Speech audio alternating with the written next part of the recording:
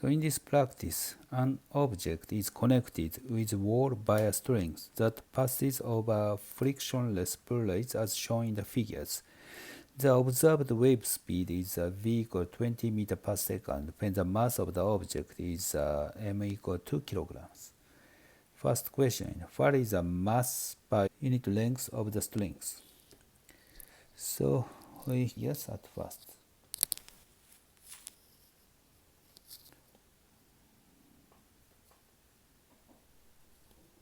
Object. Free body diagrams. Gravitational force is acting this object, and then tension force is acting. F. Then from this equation, wave propagating on the strings. First equation is a V is expressed square root F over mu. Mu is mass per unit length. This quantity we'd like to discuss. And then for this object, it doesn't move. So equal mg. You can use this expression, substitute. This is mg over mu. So from this equation, you can express mu. Take a square root and divide it. So it becomes mg over v squared. Then you can substitute m is a mass, is a 2 kilograms. G is 9.8 meter per square second. V is a 20 meter per second.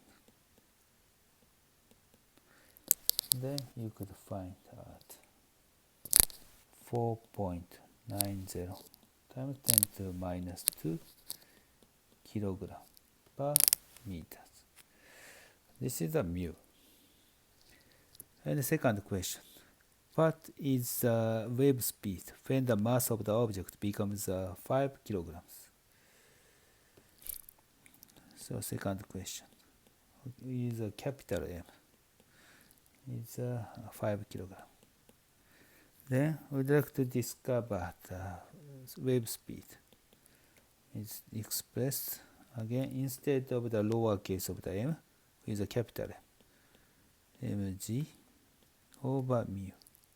Then you can express this is m divided the lower case of the m. Mg over mu. So this becomes capital M, lower case m. This part is exactly equal to the v. So it becomes b.